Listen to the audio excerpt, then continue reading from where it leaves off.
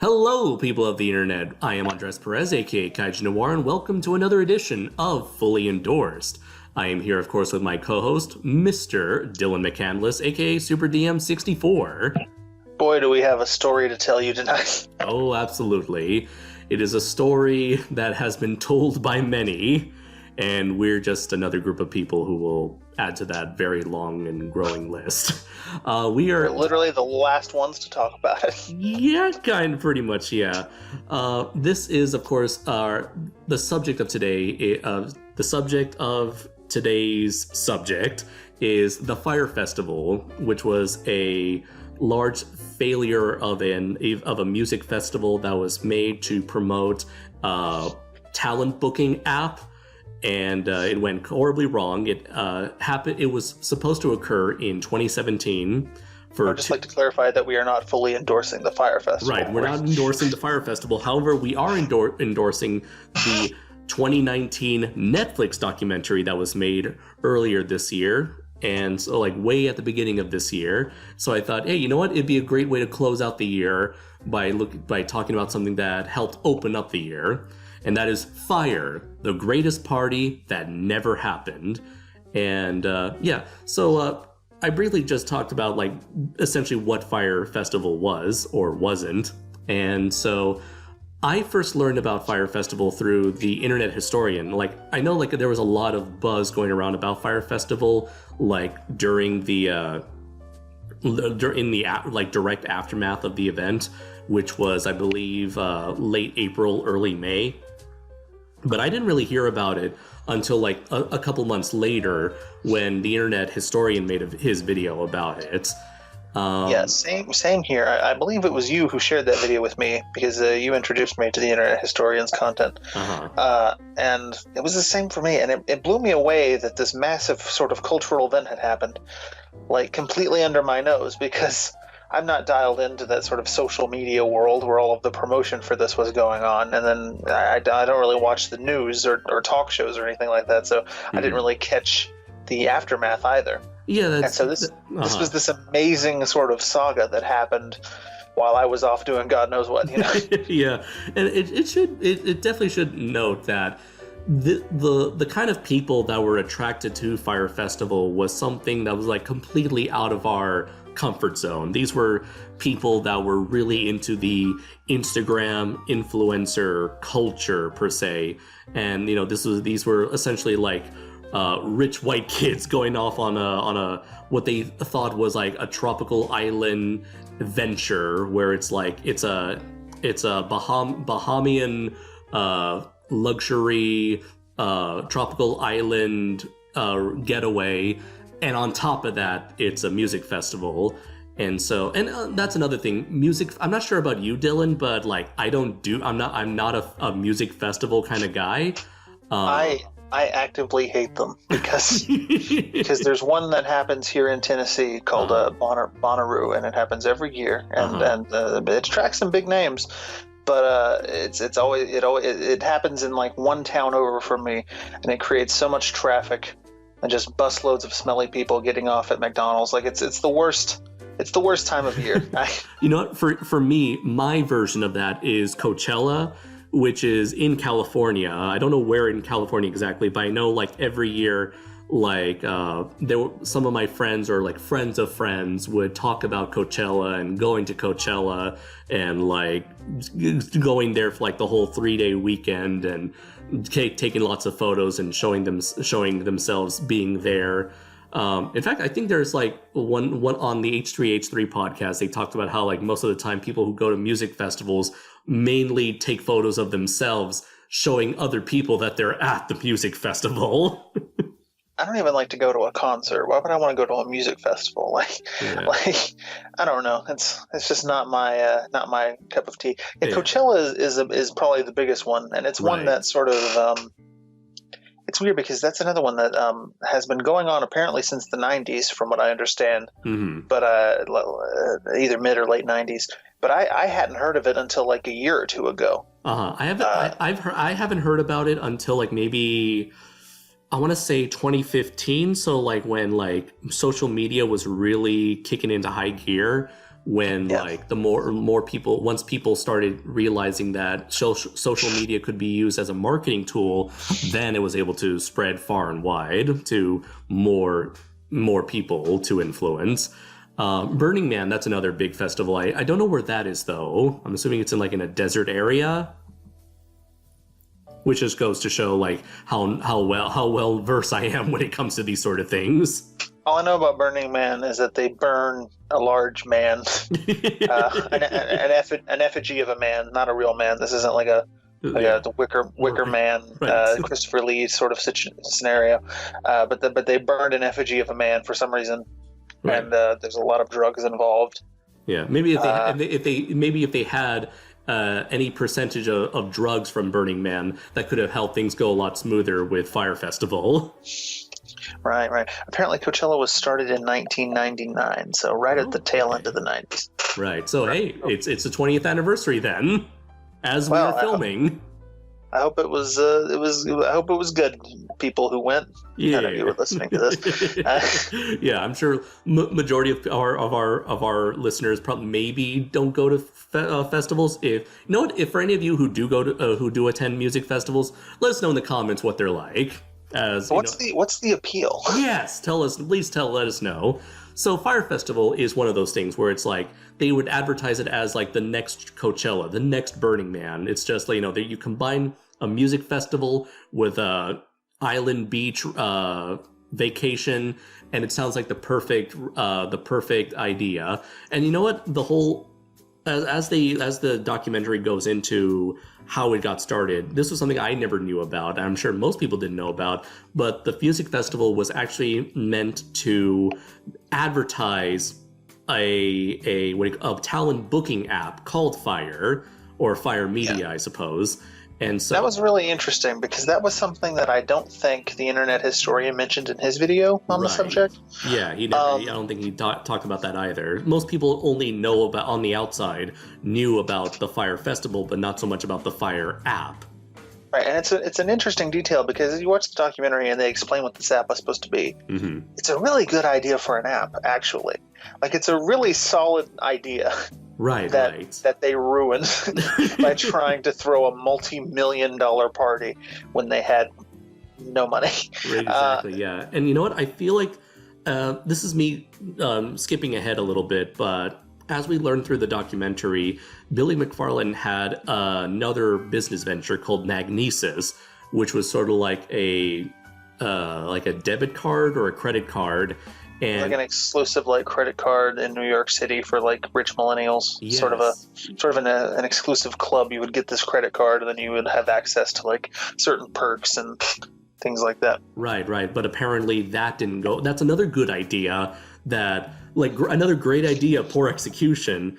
And so it's essentially he was promising the world to the in both cases, interestingly enough, both Magnesis, Fyre, and then a third scam that Billy McFarland later pulled. He's trying to promise the world to the millennial crowd, and he's obviously promising way more than he can actually achieve. And so when one business venture fails and he's in hundreds of thousands, if not millions of dollars in debt, he then creates another business venture to help pay for the last one. So I think the reason why he did the Fyre Festival was to help recuperate from the loss of Magnesis. Right, and from what they show in the documentary, it seems like the Magnesis thing was going really well at first. Right. And then sort of similar to the Fyre Festival, he started trying to do too much. And it came to a point where it just wasn't sustainable at all. Right, yeah. And the people I feel the worst for in this documentary, honestly, are the people, his employees, who had nothing to do with the festival. They were in New York the whole time working on developing this app. Right. And they worked on it down the shitter.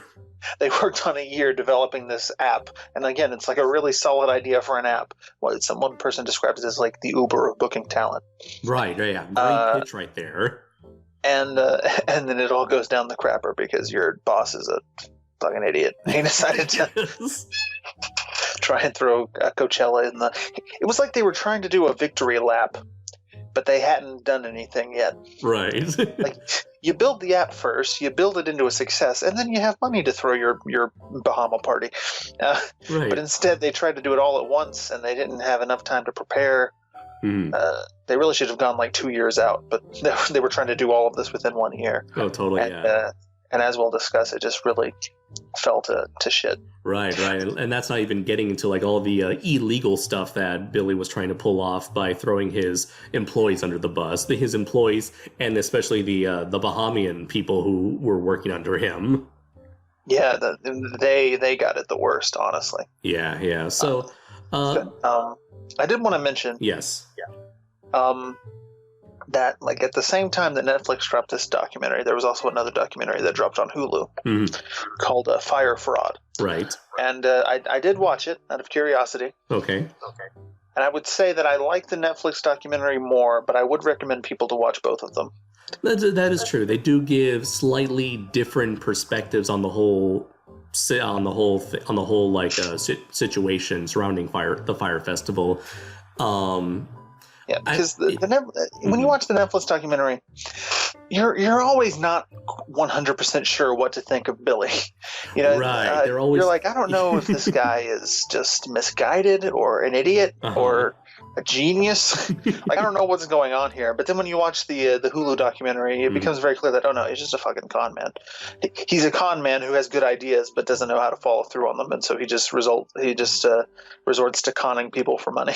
Right. Yeah, that is definitely the most interesting thing about the whole Fyre Festival. Like when Fyre Festival was first talked about on the news, most people were seeing it as like a business venture started solely by Ja Rule himself. He was kind of advertised as like the face of Fyre, really. Like as soon as Billy McFarland got in touch with Ja Rule through Magnesis, he was then able to use Ja Rule to get connections with other people or to start building a name off of himself.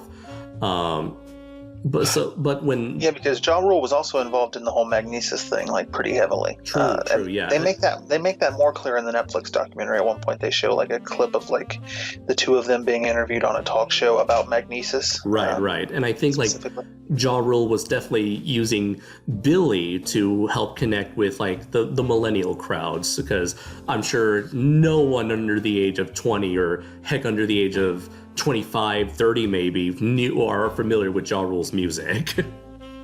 No.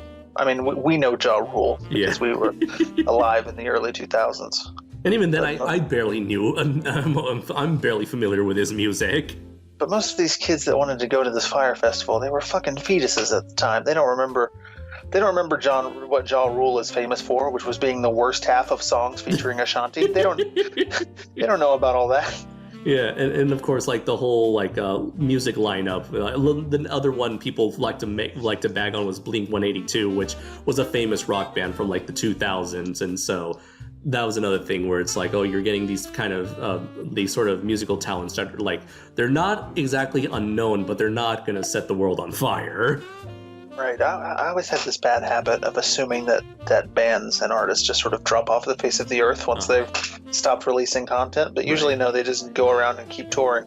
Yeah, that's true. Yeah, they just keep repeating the same couple albums of songs that they've been made, and they do that on repeat forever and ever. Right, and then it's like, oh, I'm gonna go see like Smash Mouth, and you're like, they're still around, like, you know. I thought they were dead. No, you know what they say: the years stop coming, and they don't stop coming, man. It's true. So yeah, I would say that the Hulu documentary is potentially more entertaining, and that it's a little bit more like heavily produced. Right, that's true. Whereas like the Netflix documentary, they really just kind of keep things at a very minimal. They use a lot of what do you call behind the scenes footage, as well as just that's the reason I prefer the Netflix documentary, actually, because if you want something that's going to paint a portrait of Billy McFarland and who he is as a person, then the Hulu documentary is superior. Yeah. But if you want something to lay out a timeline of events from beginning to end in great detail, then the Netflix one is the one that you should watch. And again, I would recommend watching both because there's some details in each that aren't featured in the other, and so you get a more complete picture by watching both of them. But but the Hulu one, it skips around a lot more in the timeline. Netflix. And also, for whatever the Netflix documentary is a nice chronological line. It tells you the whole story from beginning to end. I for whatever reason, I know you mentioned that the Hulu documentary was looked a bit more produced. One example would be the interviews when the Netflix documentary interviews the interviewees. They're usually sitting and staring right directly at the camera. You can look in the background. You can say, oh, they were recording these interviews or conducting these interviews at these people's workplace or at their house or something like that. Whereas in the Hulu, you can tell Hulu documentary, you can tell they were interviewing people in a specific studio of sorts. And I guess it depends on your taste and what you prefer in a documentary, but I sort of prefer the more sort of raw. Sort of, this is what happened, less bullshit and insinuations. Just here are the facts. Do with them what you will. Right. Also, for whatever reason, the Hulu documentary, they also add some stock footage from random random public domain movies whenever it was it matched the tone of whatever the subject they were talking about, which I found to be a bit distracting personally. Yeah. Hulu makes great documentaries. I've loved many of them. Mm-hmm. Some of them in particular might be good subjects for future episodes of the show. I'm just thinking. And I think they all are a bit more like that. They're a bit more, again, sort of heavily produced and sort of sleek, Okay. But no, the Netflix one is definitely. Mm-hmm. I just think it paints a better picture. Yeah. Of what happened. Oh, I found several more musicians from the original lineup.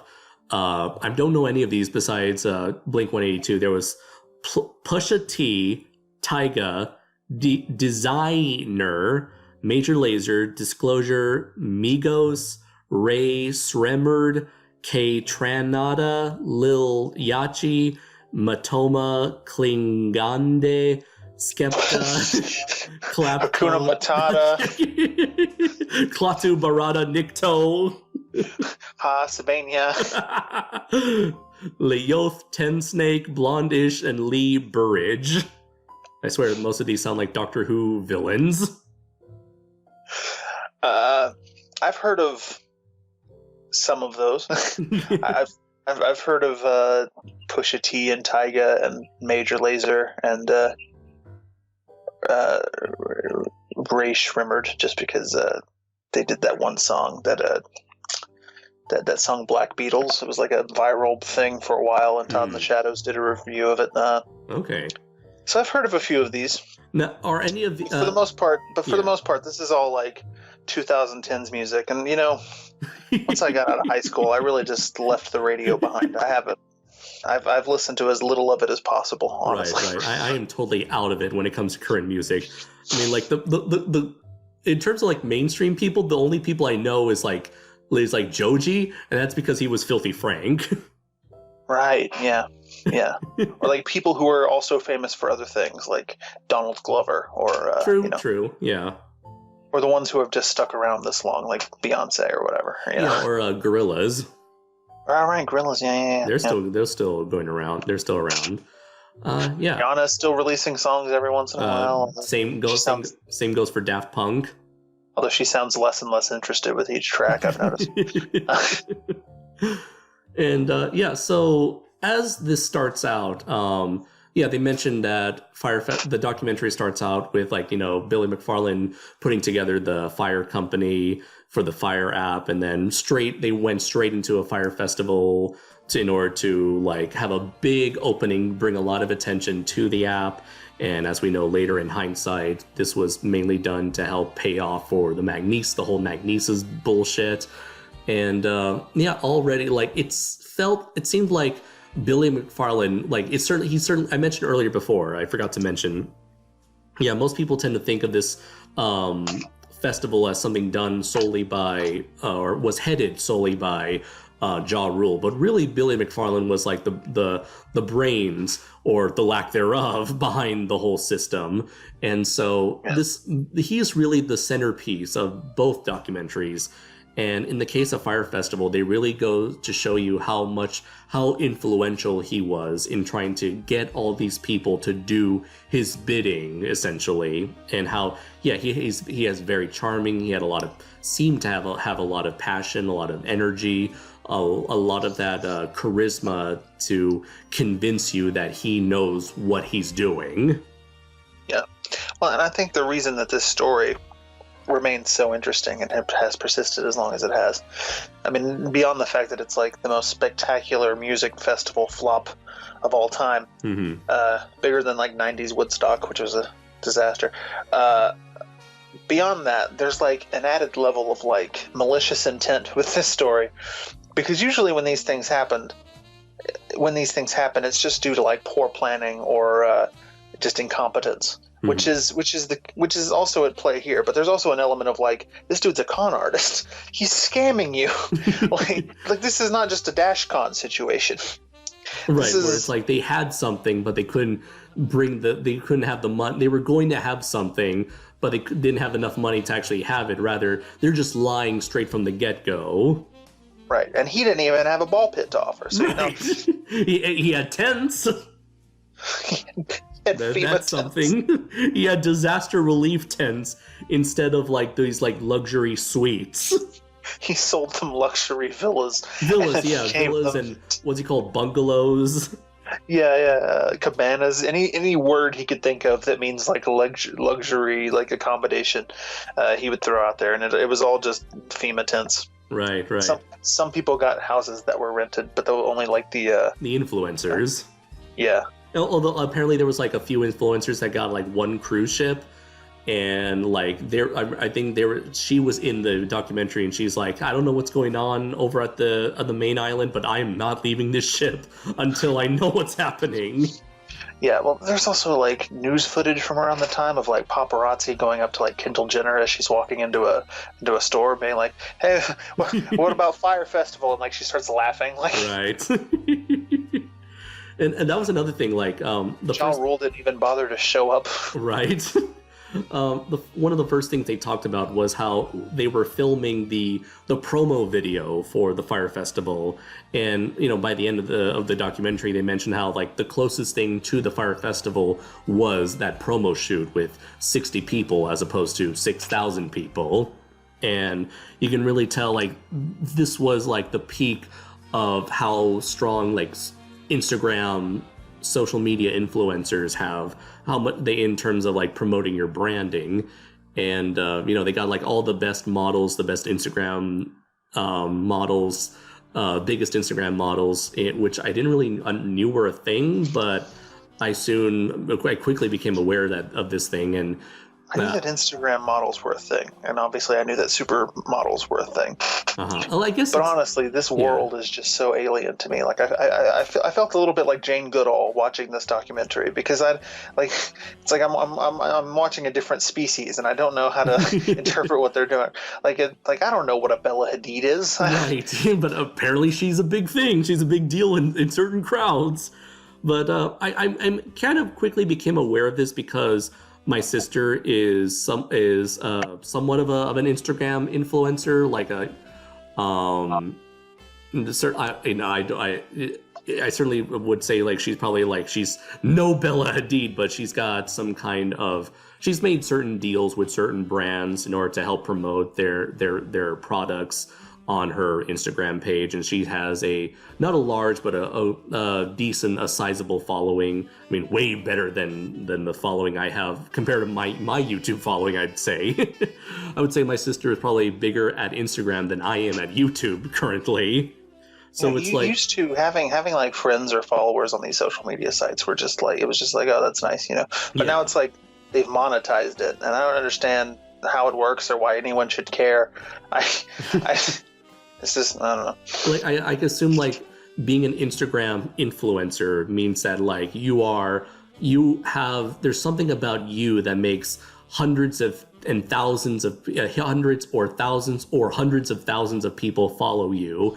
And so brands start to make deals with you, thinking that if a lot of people follow you and we you promote our stuff, that means hundreds of fans who follow you will follow us, and as a result. So I guess and 9 times out of 10 it's just because people think they're hot. Let's be honest. Yeah, that's all. True. Yeah, that's all it is. That's how many Instagram influencers do you know of that are like really well regarded for their personality or their sharp political views? I'm sure they exist, but yeah, most of them just like to. I'm assuming most people like to follow them because hey, they're very attractive individuals. Some people just can't take that extra step and just watch porn, and I don't know why. It's all over. Oh, no. It's all over the internet. It's free, but they feel weird. They feel weird about it because we live in a very Puritan society, and so they just have to go look at Instagram models instead. As the next, it's kind of like I guess who knows? Maybe Instagram models are like our generation's Victoria's Secret catalog. You know, in a weird way, yeah. When's the last time you ever heard anybody talk about that thing? You know, it's like the TV guide. What's that? You know, I'm so sorry. Any influencers who are watching. So they're not, except for maybe your sister. None of the others. And so like, you know, they mentioned in the documentary, you know, you see the filming process, you see them, bringing these people and they're just, doing these photo shoots and in those like shootings with around the beach, and they were filming on a location that they were originally going to have the Fyre Festival at, which was it was an island that formerly belonged to Pablo Escobar's to well-known drug dealer Pablo Escobar. And so that's another thing. How many of these like millennial kids know who Pablo Escobar is? It's sort of like maybe they heard the name here or there, but yeah, you're kind of right.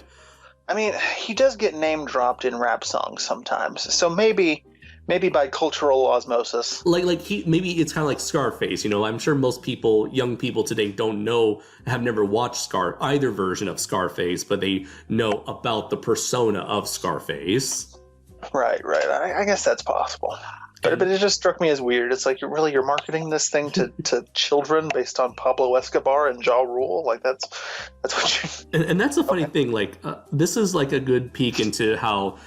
Billy McFarland, he's a guy who does not think ahead. Rather, he's really thinking like in the moment without thinking of the repercussions, where he was told specifically, like, you can host the event on this island, but you cannot talk about Pablo Escobar because we're trying to rebrand this location.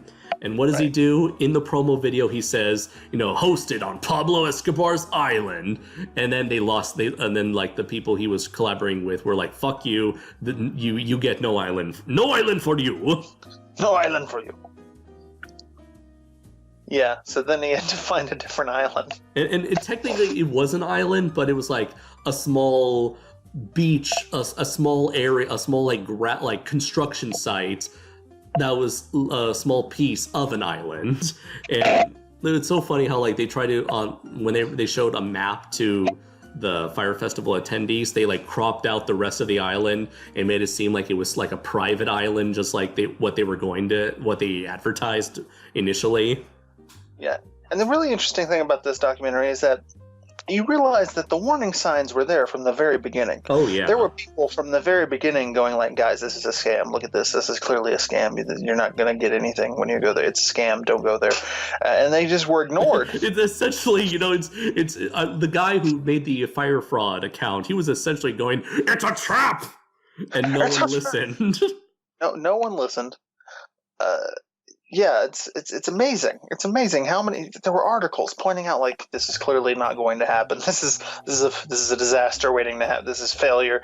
But nobody listened. They all went, and they got what they got. Yeah. And as for like the Fyre Festival team, they were all hinging on Billy McFarland's every word. Even though they've said, Billy, we need more time. It's like, no, we can do this, guys. We're a team. We're a family. If we put our minds to it, we can do anything. Or he'll probably say something along the lines of, it's okay. Listen, guys, we're not a problems group. We're a solutions group, okay? Think of solutions, not the problem.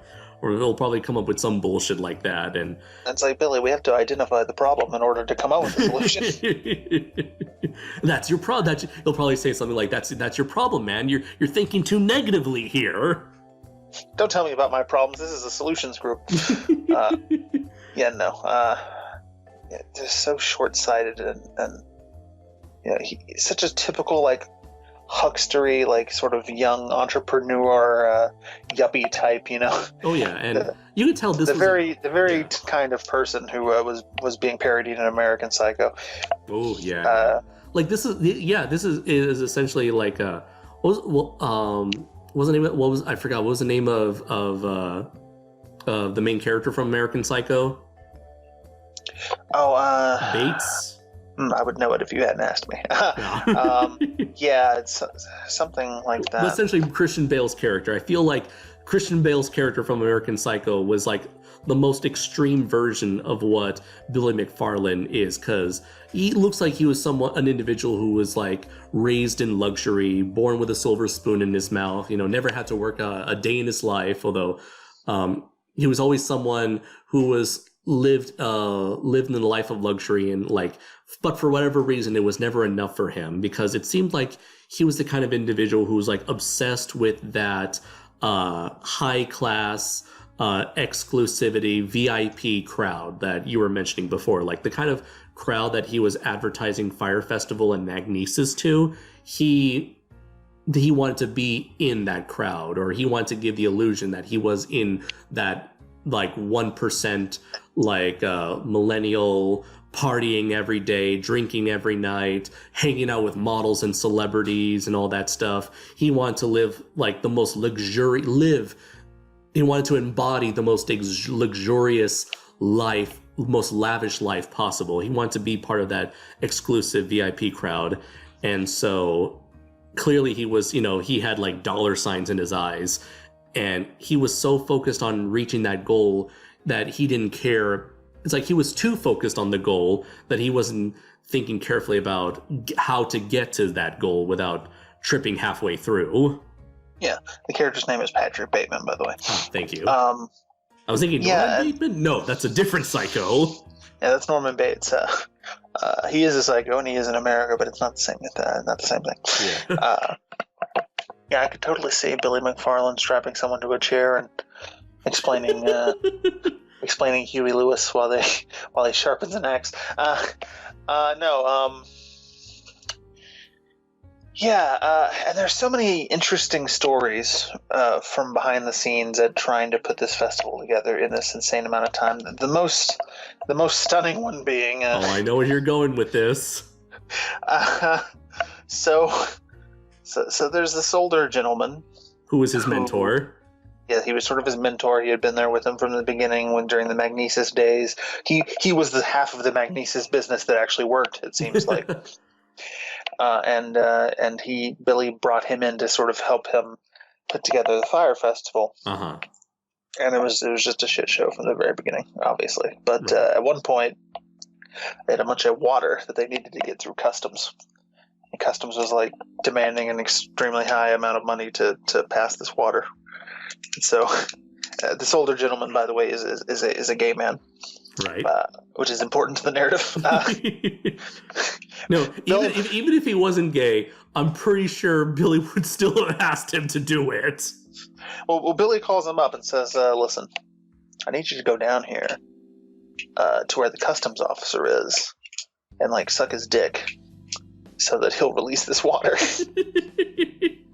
That was the best moment probably in the entire documentary, just to hear your reaction to this, because it's just so bizarre. It just goes to show you how much of a manipulator Billy McFarlane is, and how far he's willing to push his people in order to get what he wants. What kills me is that the guy was going to do it. Yes. And I'm like, no, that is the moment when you tell Billy McFarlane to go fuck himself. Listen. He's like, hey, you suck his dick for once, okay? Right, I don't care if you are gay or not. You tell him to go down there and suck the dude's dick. Right, it's like, I want to know, what exactly did Billy say to convince him to do this? I don't remember the words that the man used in the documentary, and I don't know if he was speaking word for word what Billy had said to him, but yeah, he was like, I need you to go down here and suck this dick. We need you to take one for the team. Take one for the team. It's like, Billy, literally. He's like, Billy, I've been taking one for the team every day so far. Yes, but this is more literal. When I say one, I mean a Bahamian penis. And he mentions that like the customs guy was like, you know what, dude, you don't have to go that far. Take your fucking water. Just let me be the first to get paid when this is all said and done. I wonder if the customs guy had said that as like a joke, you know? Uh-huh. And like Billy took him seriously. Uh-huh.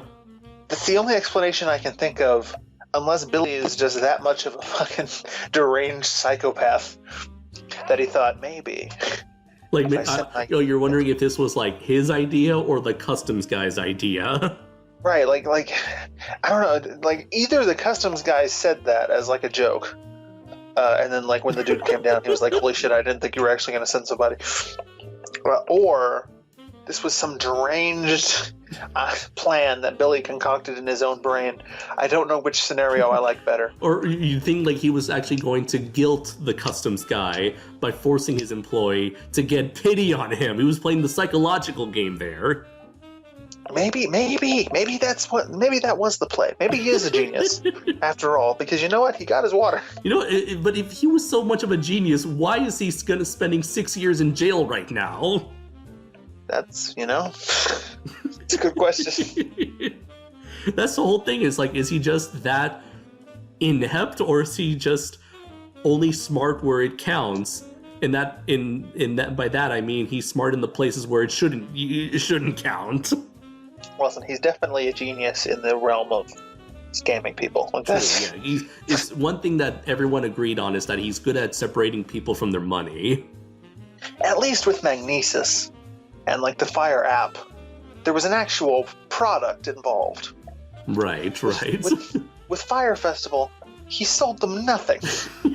He sold them tents, okay? And he sold them a cheap-ass economy flight to the Bahamas. And let's not forget the cheese sandwich. And the cheese, that's right, the cheese sandwich. Yeah. Oh, God, and it's very easy to look at these kids in this documentary and think like, fucking millennials. Especially back then, because OK Boomer wasn't a thing yet. There was nothing they could say in retaliation.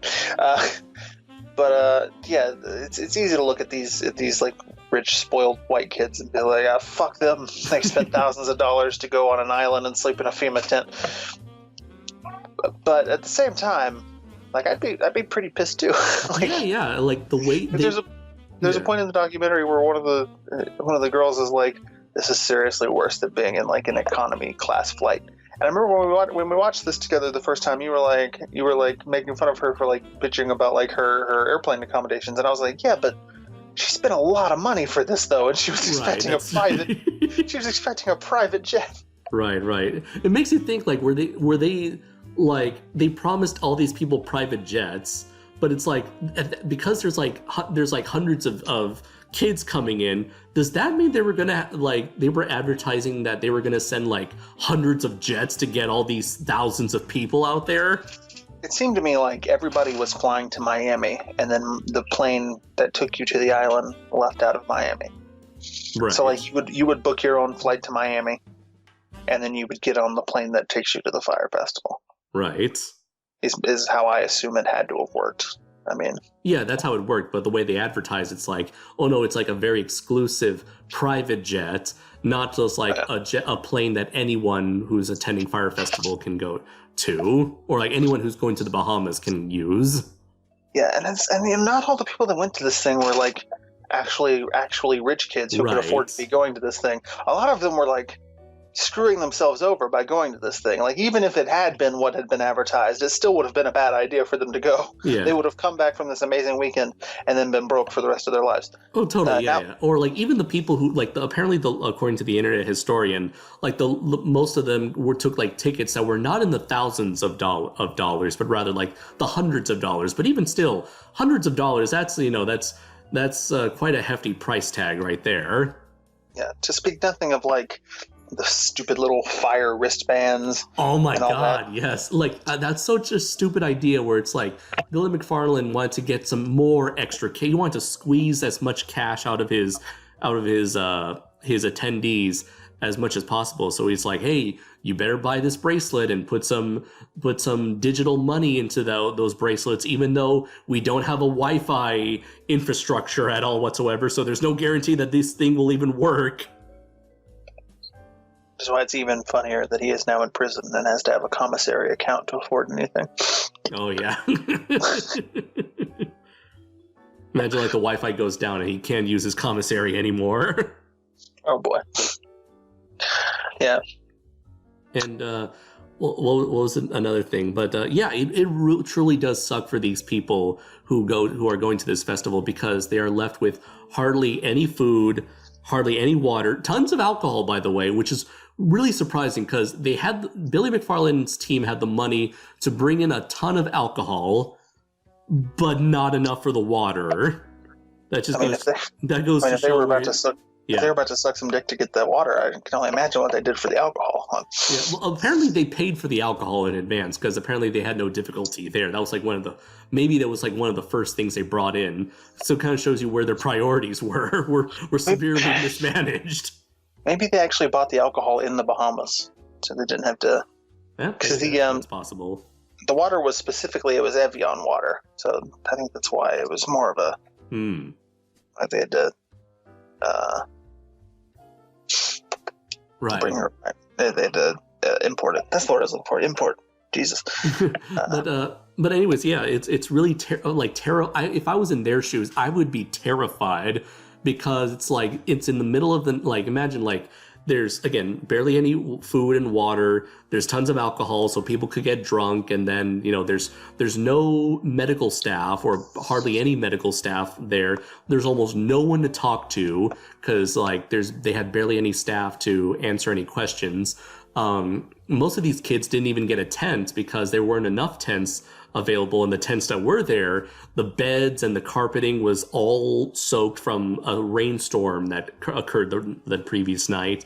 And the top things, your bag is lost in a sea of other bags that are just thrown out of the giant truck.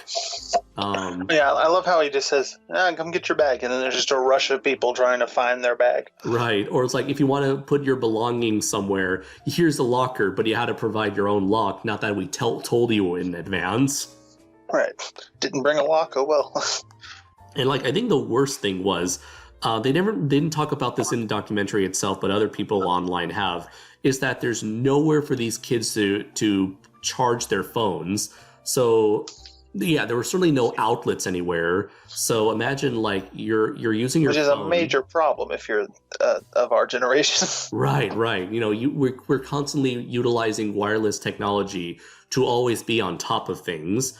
And so imagine being in the Bahamas with, and it's getting late, the sun's setting, you don't have either you have or you don't have a tent. It's cold.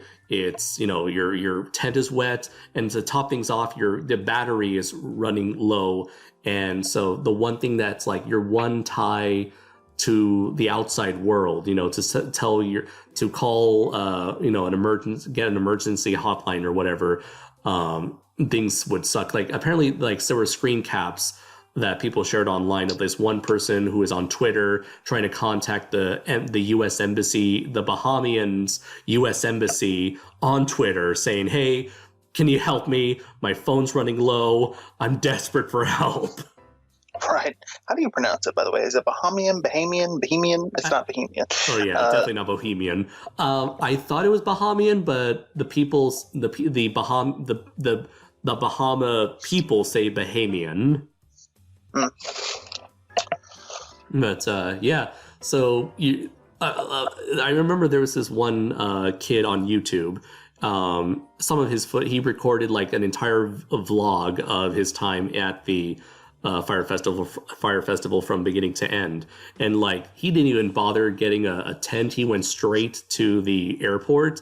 And the documentary briefly went over that, how a lot of people went back to the airport, or when the Fyre Festival was canceled after the first night, everyone was held up at the airport with no extra flights to take them out, so they had to wait all night, and they were even locked in the airport because they legally could not stay there in the Bahamas anymore.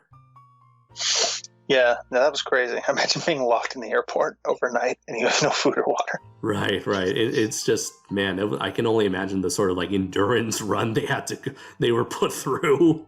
I know one guy passed out in the airport. Yeah, that's right. They mentioned that in one of the two documentaries. I can't remember which one now, but and in the vlog, and that YouTuber's vlog, he went, like, they got on the plane, but then they had to get off the plane and do a recount. They got back on the plane, but they couldn't legally leave the Bahamas yet, so they had to get off the plane. And then finally, in like 6 a.m, they finally got on the plane and actually flew out back to Miami.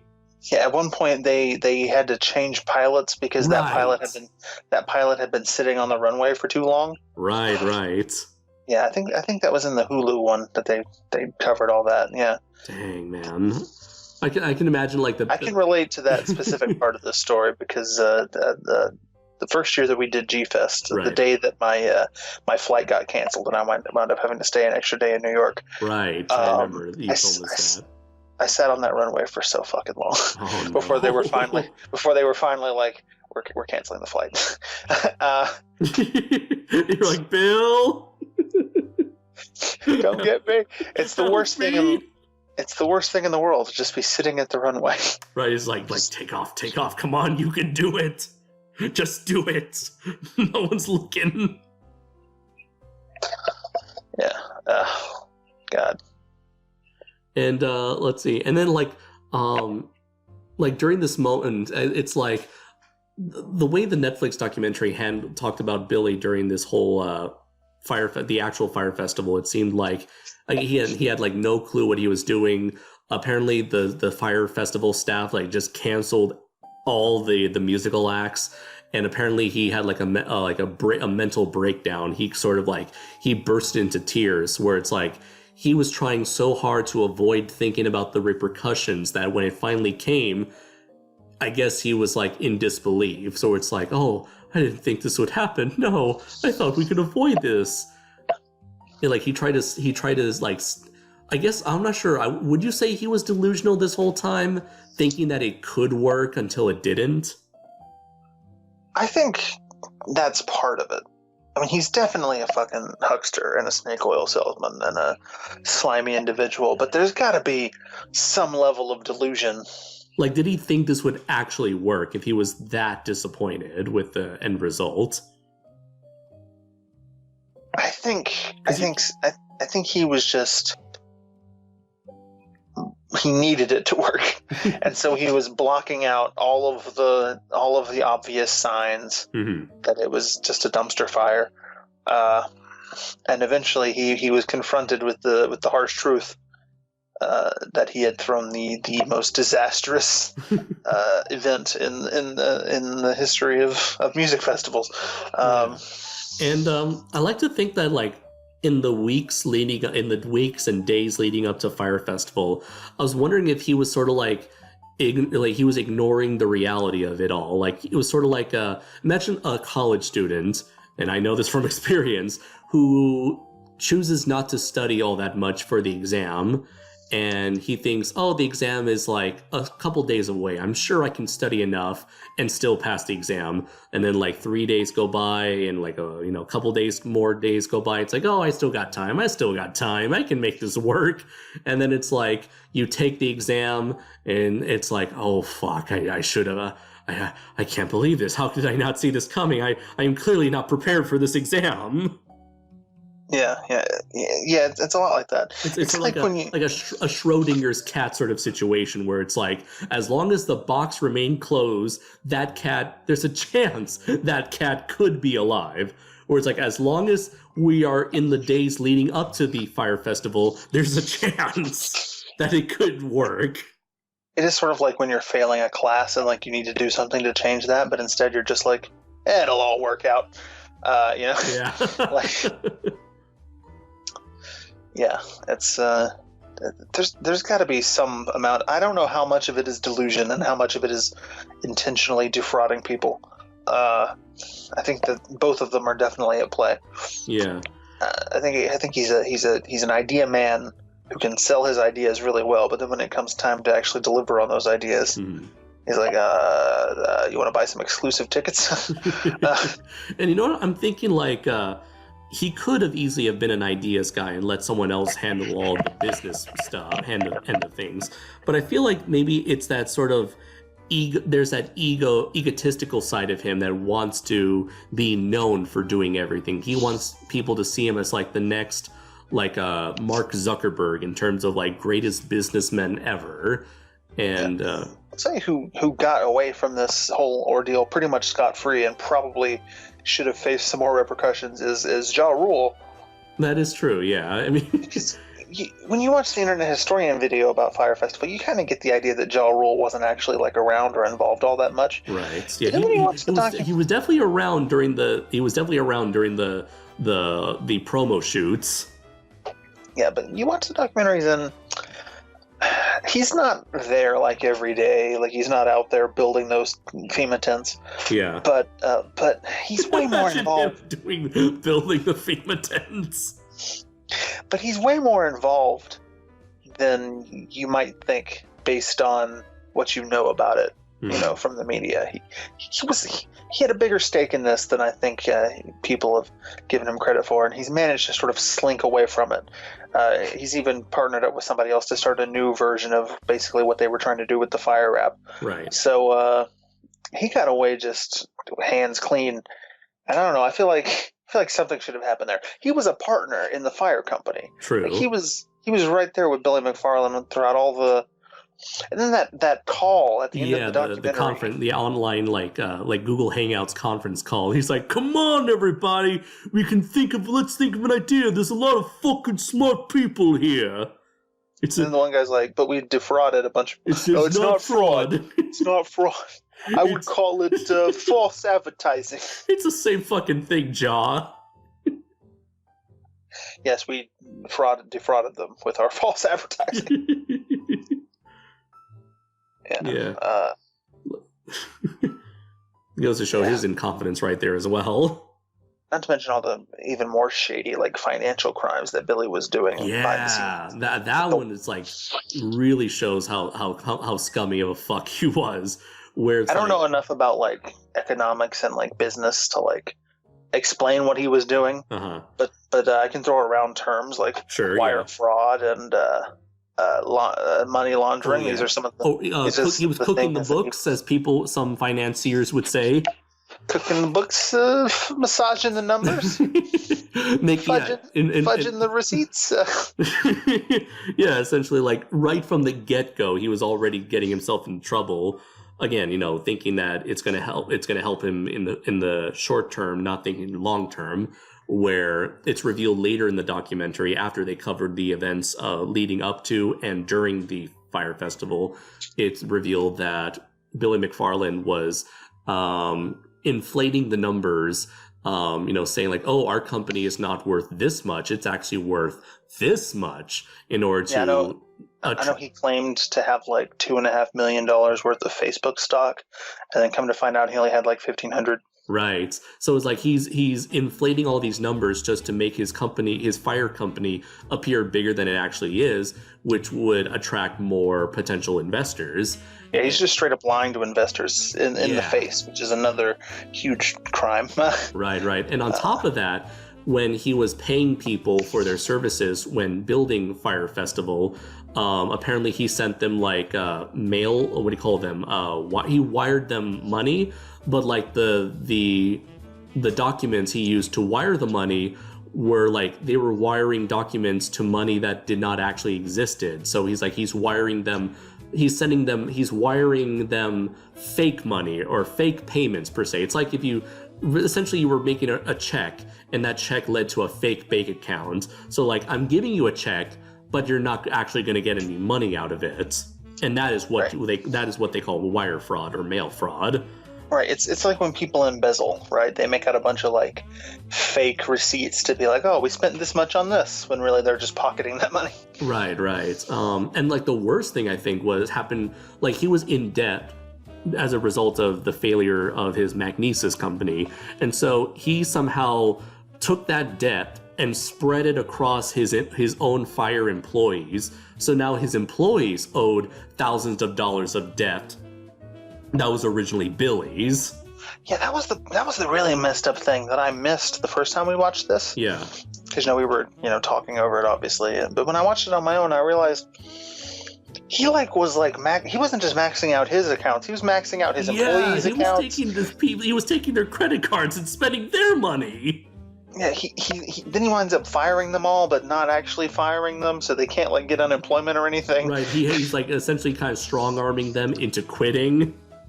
Yeah, and so he just leaves them high and dry in a bunch of debt. Right, and they had the FBI like knocking at their door as a result of Billy's shenanigans.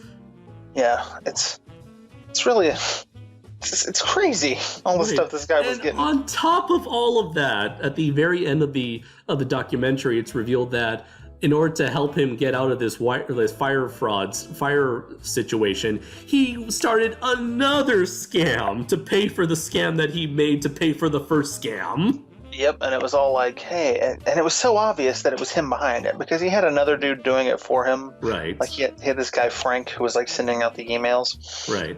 But he was sending them to the old Firefest email list. So it was very obvious that it was him. Right. And he was like the same Billy McFarlane shit. He was offering like exclusive tickets, sometimes to events that you can't even buy tickets for. Exactly, yeah. And he was able to get $100,000 worth of cash from selling bogus tickets. But before he even did that, there's that moment he gets out of jail on bail, and then immediately he's in a fucking penthouse. Right. He's got this Tommy Wiseau thing going on where you're like, where are you getting all this money? I'm assuming it's his parents' money because someone had to pay that $300,000 bail. But when you watch the Hulu documentary, and they show his parents and his childhood, you don't get the sense that his parents are like loaded. Really? I didn't. It's been a while since I've seen that documentary. I feel like he had like a pretty basic, like sort of middle class upbringing. Maybe I'm wrong about that. Maybe I'm misremembering. Because he seems like someone who grew up in a wealthier than average family income. I don't think he is though. I think he was just an average guy. I think he was an average guy who wanted to have the appearance of being that sort of elite. That would definitely. How would I say? It was definitely explain his sort of obsession with wanting to have that lifestyle, because maybe that's a lifestyle he always admired but never had. Yeah, I mean, again, I could be wrong. I don't know. Maybe I'm misremembering that portion of the Hulu documentary, but it seemed to me like he had a pretty basic upbringing in that regard. I don't think his father gave him any small loans of $1 million.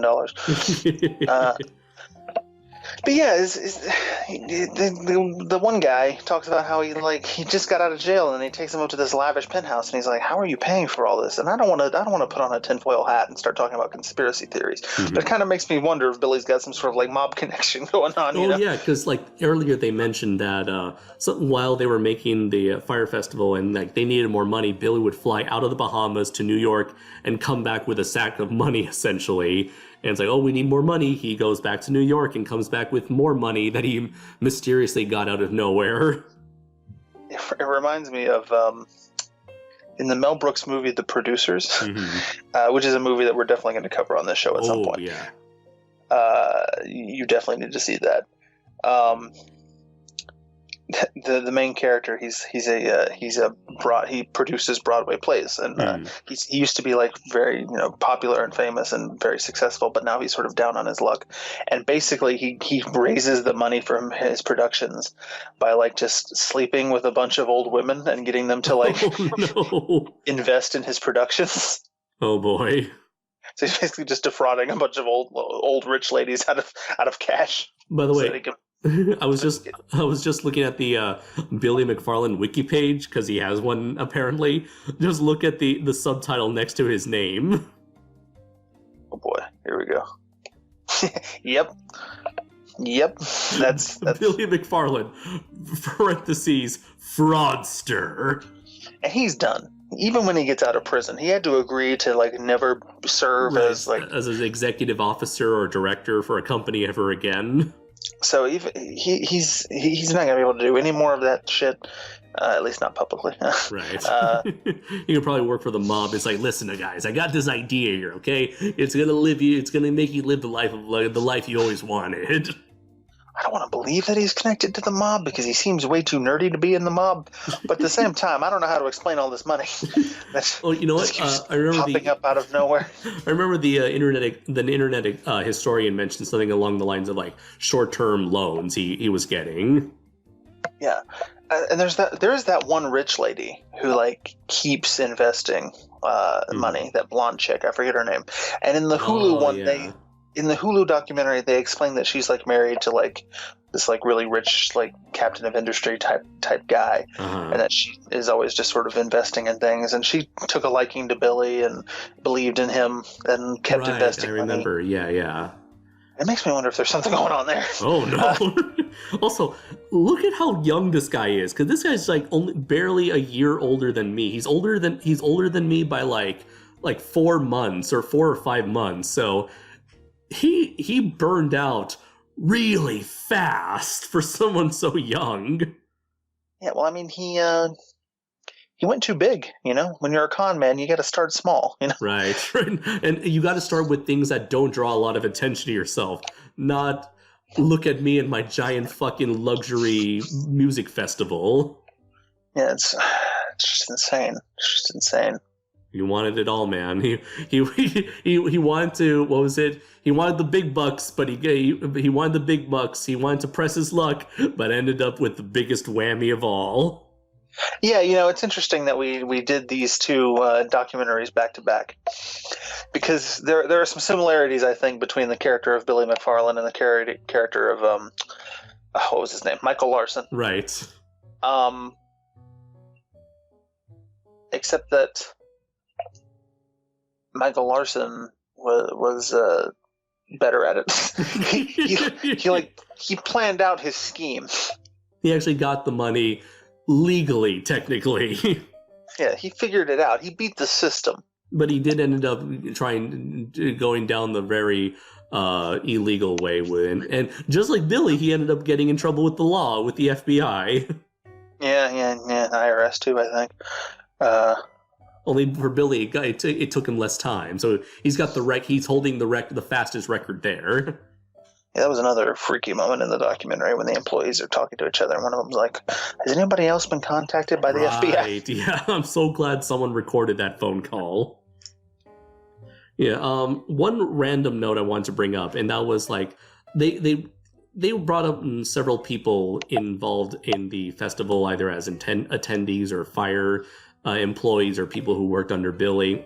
There was one guy who was an attendee, and he mentioned something that he was going to file a separate lawsuit, a lawsuit separate from the class lawsuit, because he figured he'll get his money faster by doing things individually. And so he briefly mentioned his lawyer, and his lawyer shows up. He's interviewed for the documentary, but his lawyer only says like 2 things, and then he's gone for the rest of the documentary. And I know how when it comes to interviews and documentaries and editing, they don't put the entire interview up in the final cut of the documentary. But I can only imagine exactly how many questions or how much did that lawyer talk before they cut things off, saying, "Yeah, that's it. That's all of the information we wanted out of you."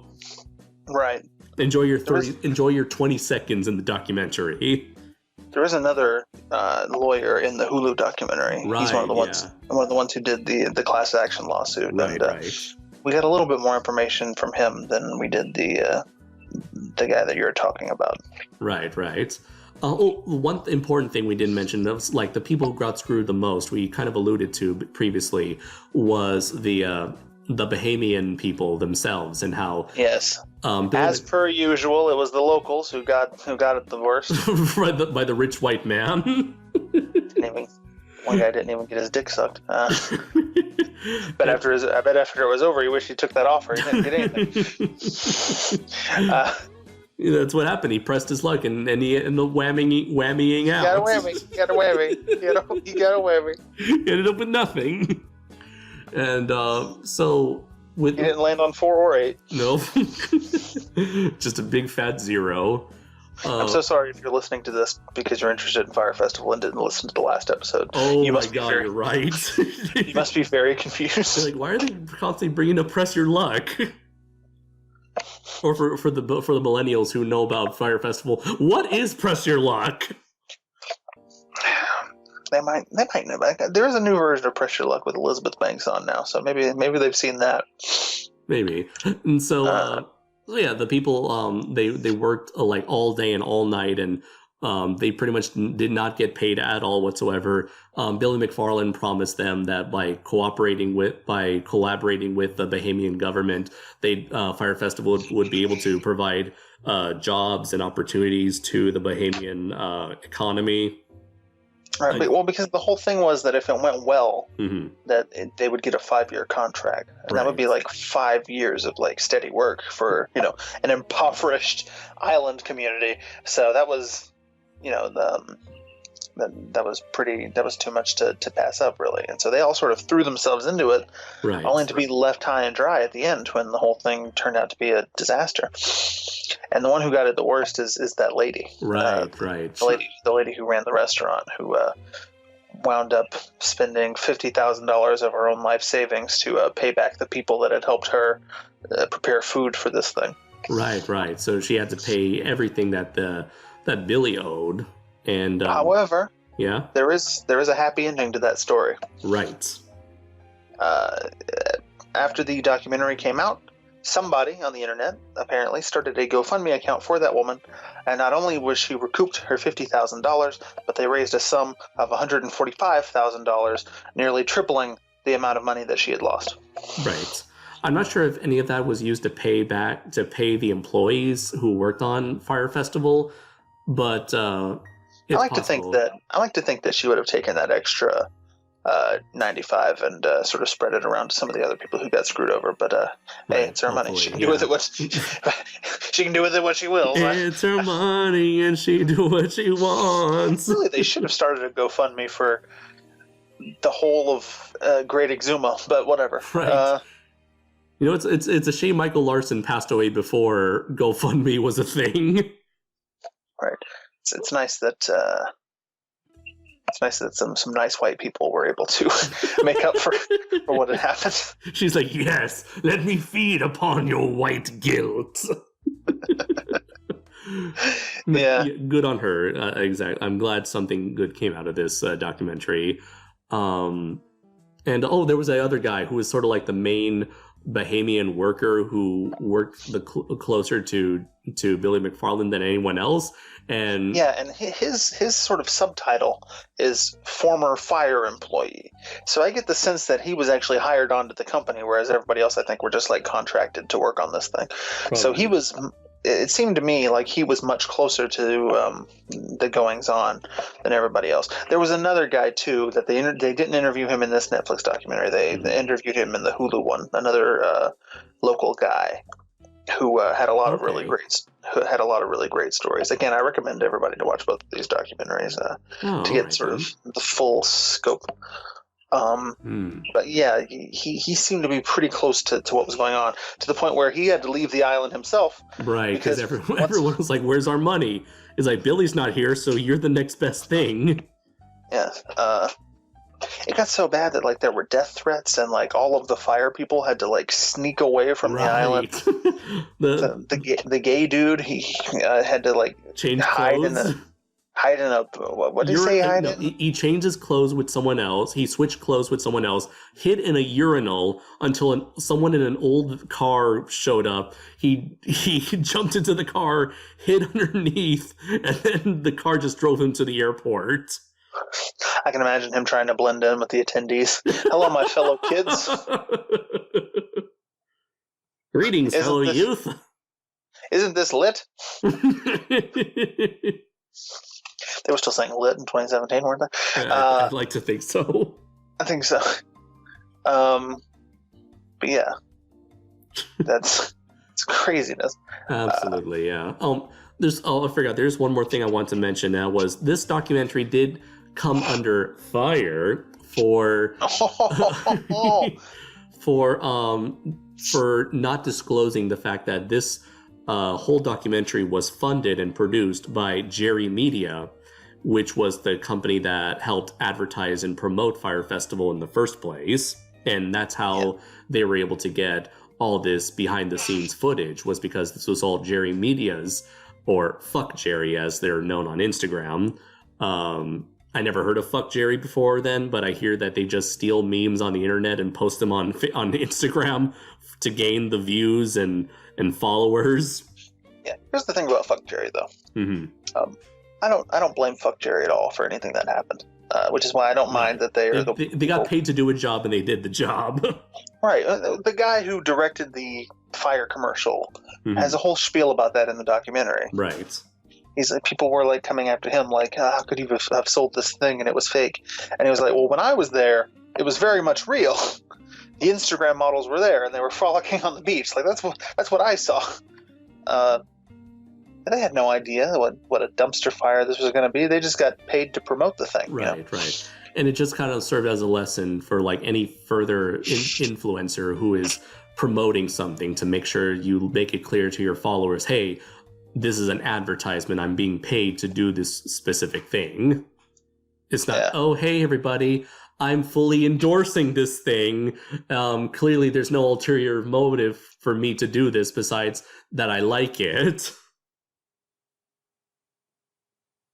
Oh, apparently Andy King, the older gay gentleman, has become something of a viral sensation because of his blowjob for water story. Well, good on him, man. Good on Andy. I just found an article from January. It says the Fyre Festival event planner who almost traded oral sex for bottled water addressed his viral fame in a new video from Netflix. Oh no! Well, I gotta check this out then.